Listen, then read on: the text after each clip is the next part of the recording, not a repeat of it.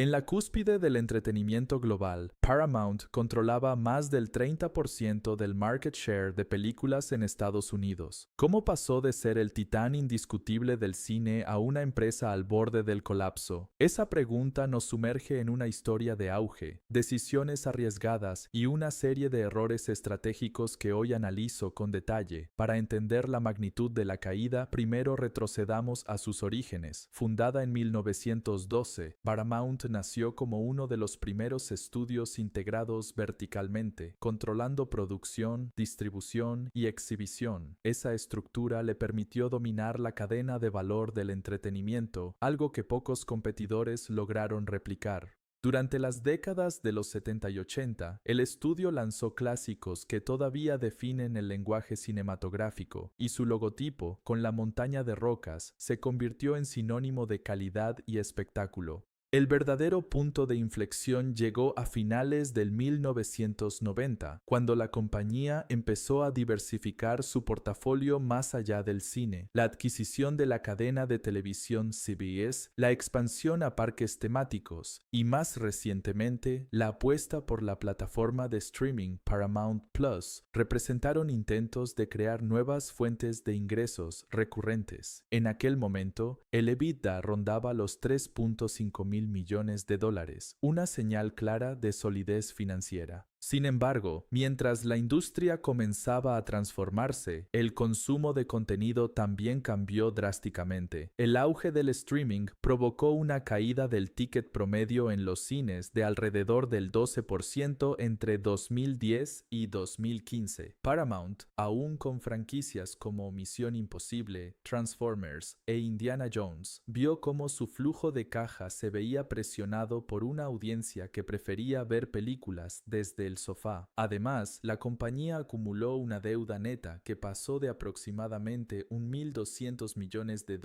en 2005 a casi $5.800 millones en 2015. Esa sobreendeudamiento redujo su capacidad de inversión y la dejó vulnerable a cualquier fluctuación del mercado. En este punto, la pregunta clave es, ¿por qué una empresa con tantos activos valiosos no supo adaptarse a tiempo? La respuesta se encuentra en una combinación de factores internos y externos. Internamente, la estrategia de diversificación se implementó sin una visión clara de sinergias, lo que generó costos operativos elevados y una dispersión de recursos. Externamente, la competencia de plataformas como Netflix y Amazon Prime, que ya habían consolidado una base de suscriptores millonaria, dejó a Paramount luchando por captar la atención del público digital. Si esto te está abriendo los ojos, suscríbete para no perderte el análisis completo de los errores que llevaron a la crisis. Además, dime en los comentarios qué decisiones crees que fueron las más críticas. Realmente quiero conocer tu perspectiva. En los próximos minutos desglosaremos cómo la pérdida de cash flow y la presión de los accionistas empujaron a la compañía a tomar medidas de reestructuración que, lejos de salvarla, aceleraron su descenso. El siguiente paso en esta cronología es observar cómo, a partir de 2020, Paramount intentó revertir la tendencia mediante una serie de recortes de personal, venta de activos no estratégicos y una renegociación de su deuda. Pero antes de entrar en esos detalles, reflexionemos sobre la lección que esta historia nos deja. La capacidad de adaptación es tan vital como el capital que una empresa posee. Dale like si este análisis resonó contigo, porque la historia de Paramount es una advertencia que la industria del entretenimiento no puede ignorar.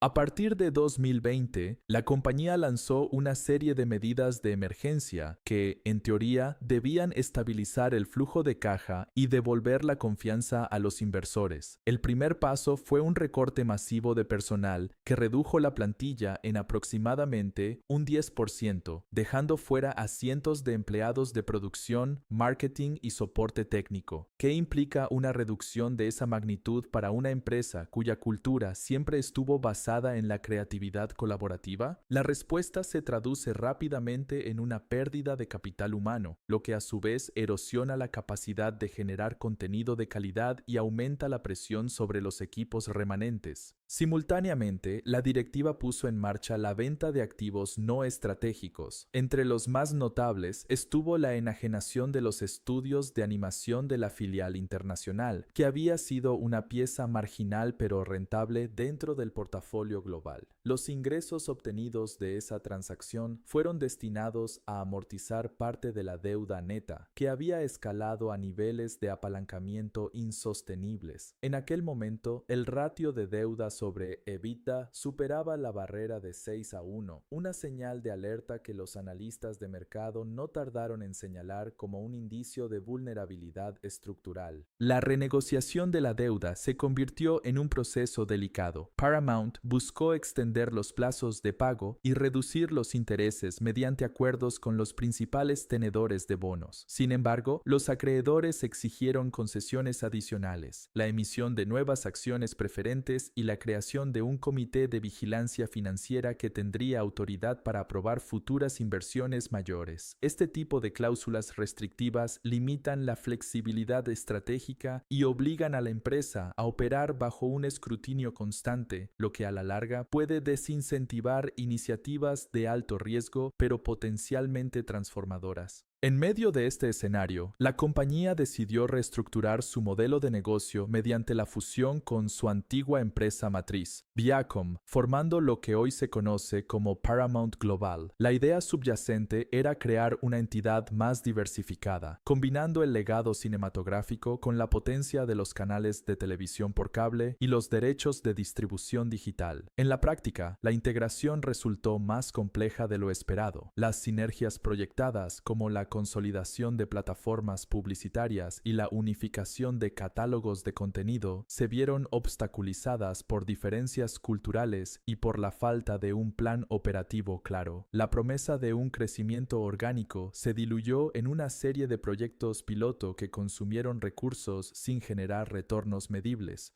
Paralelamente, en 2021, Paramount lanzó su propia plataforma de streaming, Paramount Plus, con la intención de competir directamente con los gigantes del sector. La estrategia se basó en aprovechar el extenso archivo de películas clásicas y en producir series originales de alta calidad, respaldadas por presupuestos modestos pero enfocados en nichos de audiencia. No obstante, el momento de entrada al mercado coincidió con una saturación de servicios de streaming, donde los consumidores ya estaban suscritos a múltiples plataformas y mostraban una clara preferencia por contenidos exclusivos de alto presupuesto. El número de suscriptores alcanzó el umbral de 10 millones en su primer año, una cifra respetable pero insuficiente para cubrir los costos de licenciamiento y producción, lo que agravó la presión sobre el flujo de caja operativo. La combinación de estos factores condujo a una erosión gradual del margen operativo, mientras que el EBITDA había rondado los $3.500 millones en los años anteriores. En 2022 descendió a menos de $2.000 millones, reflejando una caída de casi 40%. La rentabilidad neta se volvió negativa y la empresa empezó a depender de líneas de crédito de corto plazo para financiar su capital de trabajo. En este punto, la pregunta que surge es inevitable. ¿Por qué una organización con una historia de más de un siglo y una cartera de activos tan valiosa no logró revertir la tendencia antes de llegar a la insolvencia técnica? Una de las respuestas radica en la falta de visión a largo plazo en la toma de decisiones. La presión de los accionistas por resultados trimestrales impulsó a la alta dirección a priorizar recortes de costos sobre la inversión en contenidos de calidad. En la industria del entretenimiento, la diferencia entre una película que genera ingresos sostenidos y una que se desvanece rápidamente en el olvido puede ser la diferencia entre un flujo de caja positivo y un déficit estructural. Al sacrificar la creación de franquicias fuertes, Paramount perdió la capacidad de generar ingresos recurrentes a través de merchandising, licencias y derechos de transmisión. Otro elemento crítico fue la subestimación del cambio en los hábitos de consumo. Mientras que la audiencia migraba al consumo bajo demanda, la compañía mantuvo una dependencia excesiva de los ingresos por exhibición en salas de cine, los cuales habían mostrado una tendencia a la baja durante varios años. El intento tardío de crear una plataforma digital no contó con la infraestructura tecnológica ni con la estrategia de adquisición de usuarios necesaria para escalar rápidamente. En contraste, competidores como Netflix y Amazon Prime habían invertido desde sus inicios en algoritmos de recomendación, producción de contenido original y acuerdos de exclusividad que les permitieron consolidar una base de suscriptores fieles. En 2023, la situación alcanzó un punto crítico cuando los analistas comenzaron a especular sobre la posibilidad de una quiebra formal. Los rumores se alimentaron de la divulgación de un plan de reestructuración que incluía la venta de la biblioteca completa de películas clásicas a un consorcio de fondos de inversión. La venta, aunque potencialmente rentable a corto plazo, significaba la pérdida de uno de los activos más valiosos de la compañía, pues esos títulos representaban una fuente constante de ingresos por licencias y retransmisiones. El dilema quedó claro: sacrificar activos estratégicos para aliviar la presión financiera inmediata o buscar una solución de financiación que preservara el legado cultural de la empresa. Al final, Paramount optó por un camino intermedio. En lugar de declarar bancarrota, la compañía renegoció un acuerdo de reestructuración de deuda con los principales acreedores, que incluyó la emisión de bonos de nuevo vencimiento y la creación de un fondo de inversión interno destinado a financiar proyectos de contenido de alta calidad. Esta medida permitió a la empresa evitar el colapso total, pero también dejó una marca indeleble en su reputación y en la confianza de los inversores. El ratio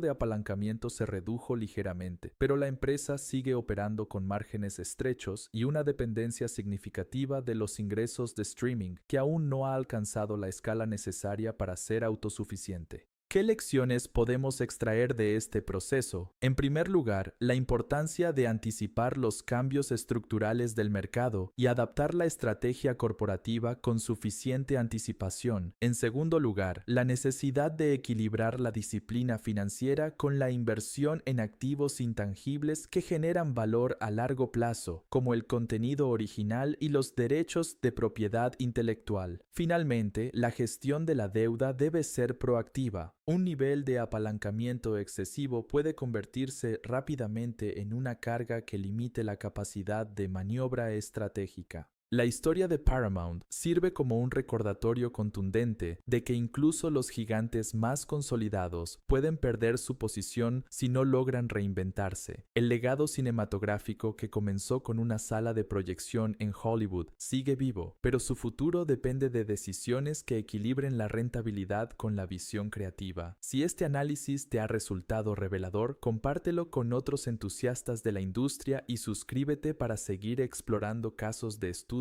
que desentrañan los misterios del mundo corporativo. Tu participación es fundamental para mantener viva la conversación sobre cómo las empresas pueden aprender de sus tropiezos y construir un futuro más resiliente.